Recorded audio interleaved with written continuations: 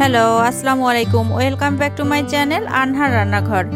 আজকে আমি আপনাদেরকে খুব সহজ পদ্ধতিতে কেক ডেকোরেশন করে দেখাবো। যারা একেবারেই পারেন না, আমার মতো একদম নতুন, তারা খুব সহজেই কিভাবে বাড়িতেই কেক ডেকোরেশন করতে পারেন সেটাই আমি আজকে আপনাদের সাথে শেয়ার করব। কিছুদিন পরই বাচ্চারা দেখবেন কেক খেতে চায়, আর এভাবে একবার একটু কেকের উপকরণগুলো যদি বাসায় কিনে নেন, তাহলে কিছুদিন পরই বাচ্চাদেরকে বাড়িতেই স্বাস্থ্যকর উপায়ে কেক বানিয়ে দিতে পারবেন। আমি এভাবেই আমার বাচ্চাদেরকে দেওয়ার ট্রাই করি, যাতে করে কিছুটা হলেও অস্বাস্থ্যকর খাদ্য থেকে বাঁচা যায়। যারা নতুন আছেন তারা এই পদ্ধতিটি ফলো করে বাড়িতেই বাচ্চাদেরকে কেক বানিয়ে দিতে পারেন। চলুন তাহলে শুরু করা যাক।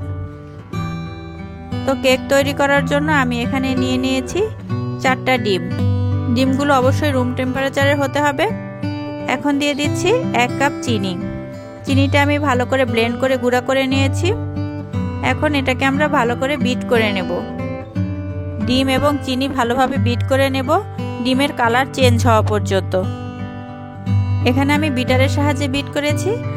আপনারা চাইলে হ্যান্ড হুইস্ক বা কাঁটা চামচ দিয়েও এটা করতে পারেন, তবে সেক্ষেত্রে সময়টা একটু বেশি লাগবে। তো এই যে আমার বিট করা হয়ে গেছে।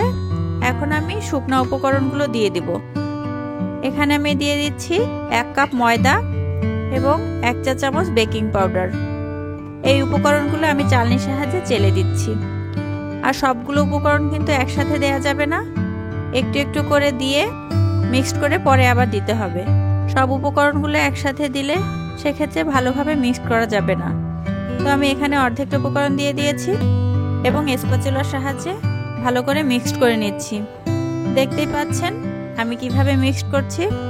এখানে খুব আলতোভাবে রাউন্ড রাউন্ড করে ঘুরিয়ে আপনাকে সব উপকরণগুলো মেশাতে হবে। এই উপকরণগুলো যদি দ্রুত আমরা মেশাতে যাই, সেক্ষেত্রে ডিমের যে ফোম তৈরি করেছি সেই ফোম থেকে এয়ার বের হয়ে যাবে এবং কেক ভালোভাবে স্পঞ্জি হবে না। এবার আমি বাকি উপকরণগুলো দিয়ে দিচ্ছি এবং একইভাবে এগুলো মিশিয়ে নিচ্ছি।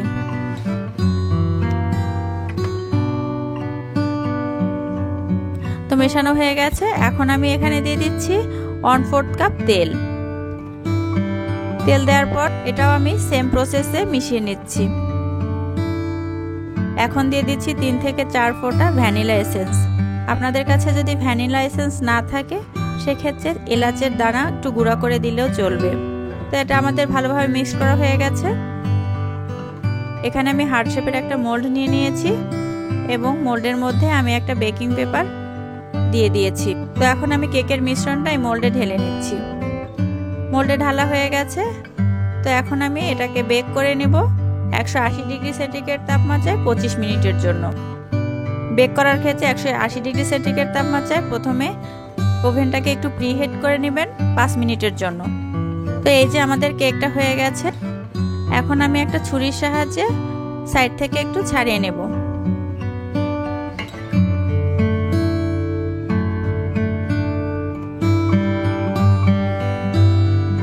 ছাড়ানো হয়ে গেছে। তো এখন আমি এটাকে ডিমোল্ড করে নিচ্ছি। এখন আমি উপর থেকে বেকিং পেপার তুলে ফেলে দিচ্ছি। দেখতে পাচ্ছেন কেকটা কতটা সফট হয়েছে। এখন একটা বোর্ডের উপর একটু ক্রিম লাগিয়ে আমরা কেকটা নিয়ে নিচ্ছি। এখন আমি উপর থেকে একটু সুগার সিরাপ দিয়ে নেব।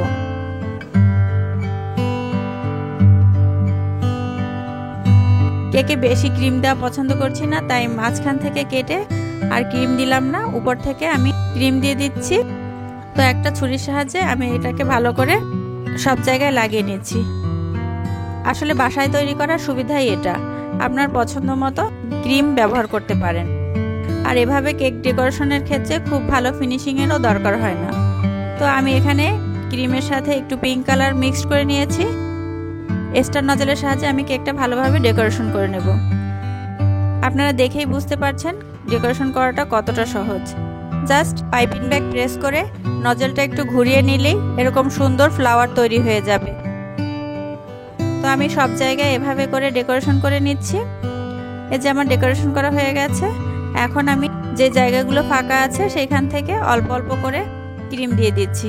এতে করে দেখতেও যেমন সুন্দর হবে, ফাঁকা জায়গাগুলো পূরণ হয়ে যাবে। তো এখন আমি উপর থেকে কিছুটা সুগার বল ছড়িয়ে দিচ্ছি। তো দেখতেই পাচ্ছেন কতটা সহজে কত সুন্দর কেক ডেকোরেশন করা হয়ে গেছে। দেখলেন তো কত সহজেই বাচ্চাদের খুশি করা যায়। প্রথমে যদি কেক ডেকোরেশনের জন্য কিছু জিনিসপত্র কিনে নেন, তাহলে সারা বছরই বাচ্চাদের এভাবে স্বাস্থ্যকর উপায়ে এবং কম খরচে সুন্দর সুন্দর কেক তৈরি করে খাওয়াতে পারবেন। তো আশা করছি আমার রেসিপিটি একটু হলেও আপনাদের কাজে আসবে। তো রেসিপিটি আপনাদের যদি ভালো লেগে থাকে আমার ইউটিউব চ্যানেল এবং ফেসবুক পেজ ফলো করে আমাদের সাথেই থাকবেন। সবাই ভালো থাকবেন। আল্লাহ হাফেজ।